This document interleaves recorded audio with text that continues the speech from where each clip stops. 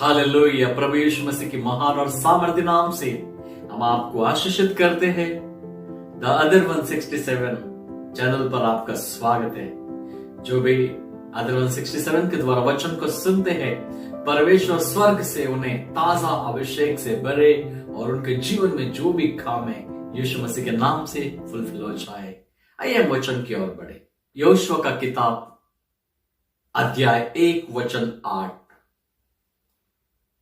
व्यवस्था की पुस्तक तेरे चित्त से कभी ना उतरने पाए, इसमें दिन रात ध्यान दिए रहना, इसीलिए कि जो कुछ उसमें लिखा है उसके अनुसार करने की तू चकिस कर, क्योंकि ऐसे ही करने से तेरा सब काम सफल होगा और तू प्रभावशाली होगा। मेरे प्रियजनों, यहां पर वचन कहता है व्यवस्था की पुस्तक तेरे चित्त से कभी उतरने ना पाए। यह व्यवस्था क्या है मेरे प्रियजनों? व्यवस्था वो है जो परमेश्वर ने उसकी इच्छा को, उसकी योजनाओं को जो हमें दिया है, जिसे हम जब ये मानते हैं, जब हम उसका पालन करते हैं, परमेश्वर का योजना जो हमारा जीवन में फुलफिल होता है। मेरे प्रियजनों, जब ये मूसा के द्वारा परमेश्वर ने जो भी बातें किया, मूसा के बाद मूसा का जगह में जब यहोशुआ आया, वो थोड़ा डरा हुआ था। तो परमेश्वर उसको कहता है, जैसा मैं मूसा के साथ था वैसे ही मैं तेरे साथ भी रहूंगा। लेकिन उसे यह कहता है, व्यवस्था का ये पुस्तक तेरा चित्त से कभी उतरने ना पाए, इसे दिन रात ध्यान दिए रहना। क्यों कहा परमेश्वर ने वैसा?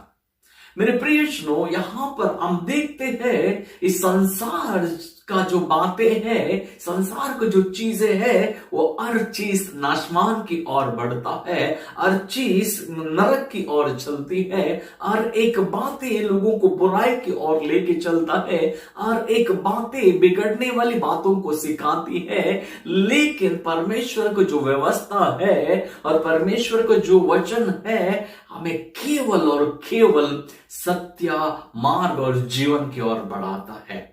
पवित्र आत्मा का योजना को समझने के लिए सहायता करता है। यीशु मसीह का हृदय का बातों को करीबी से जानने के लिए मदद करता है। यहां पर क्या लिखा है? तेरा चित्त से कभी उतरने ना पाए। इसका मतलब है वो जो वचन है बाइबल का, हमें बार बार उसे मेडिटेट करना है। हमारा जबान में वो बार बार वो वचन आना चाहिए। हमारा सोच में वही ख्याल आना चाहिए। हमारा विचार में वही बातें घूमना चाहिए। जहां कहीं भी जब हम जाएंगे, सफलता की ओर बढ़ने लगे। क्या लिखा है? इसे दिन रात ध्यान दिए रहना। मेरे प्रियजनों, दिन में 24 घंटा है और आदमी लोगों का जो माइंड है 24 घंटे में 24 तरह घूमता है। उदाहरण के लिए मन होटल में खाना खाने के लिए जा रहे हैं, सोच के जाते हैं मैं आज दाल चावल खाऊंगा। जैसे थोड़ा आगे जाते, नहीं आज बिरयानी खाऊंगा। थोड़ा आगे जाएंगे, नहीं आज फ्राइड राइस खाऊंगा। और थोड़ा आगे जाएंगे तो उसको लगता है फ्राइड राइस भी नहीं, मैं न्यूडल खाऊंगा। फिर थोड़ा आगे जाएंगे, नहीं डोमिनोज को देखकर मैं पिज्जा खाऊंगा। थोड़ा आगे जाने मैं बर्गर खाऊंगा। वो बदलते रहता है।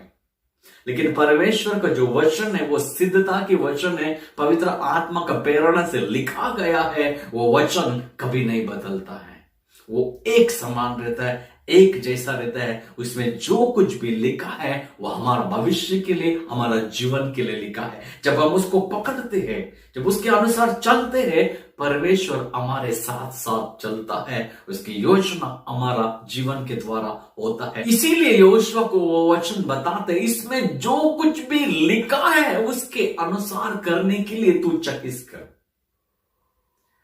बाहर की चीज नहीं, बाइबल के अंदर जो बातें लिखा है उसी बात को पर तू ध्यान लगा, उसको ही तू कर, क्योंकि ऐसा करने से तू सफलता को पाएगा। लोग सफलता पाने के लिए कितना गलत कदम उठाते हैं। लोगों को मारने के लिए रेडी होते हैं, लोगों को धोखा देते हैं, लोगों का सब कुछ चितड़े उड़ाने के लिए प्रयास करते हैं, लेकिन बाइबल बताता है बस सिंपल, उसका वचन जब हम दिल में बसाकर इच्छा के अनुसार चलते हैं, सक्सेस स्टार्ट हो जाता है। यहोशू ने जब युद्ध में खड़ा था, आसमान को देख के कहा, ये सूरज तू थम जा, ये चंद्रमा तू थम जा। मेरे प्रियजनों, सूरज और चंद्रमा भी यहोशू का आज्ञा को पालन किया। क्यों? क्योंकि उसके पास व्यवस्था का वचन था। आप भी उस वचन को लेके जब भी चलोगे, परमेश्वर वैसे ही कार्य आपके द्वारा भी करेगा। और आगे लिखा है सफलता पाएगा। मैं एक घटनाओं को छोड़कर यहोशू 7 अध्याय का और किधर भी यहोशू हारा हुआ बात को मैं नहीं देखता हूं। दो जगह पे एक उसी लोगों का बीच में एक आदमी थोड़ा सा चुरा कर छुपा के रखते, तब वो युद्ध से हारने लगता है। और एक बार दूसरे गांव के लोग आते हैं झूठा प्रॉमिस कराकर, बाद में मालूम पड़ते बाजू में रहे। 2 घटनाओं को अगर छोड़ते हैं वो किधर भी आ रहा नहीं, क्योंकि एक बार यहोशू ने परमेश्वर से पूछा नहीं, इसीलिए वो वहां पर आ रहा। और एक बार किसी ने चुराया, इसीलिए वो हारने लगा। उसके बाद परमेश्वर का जब इच्छा के अनुसार चला, वो कहीं पर भी वो हारा नहीं। मेरे प्रियजनों, परमेश्वर का संदूक उनके साथ साथ चलता था। इसलिए करें, और तू प्रभावशाली होगा।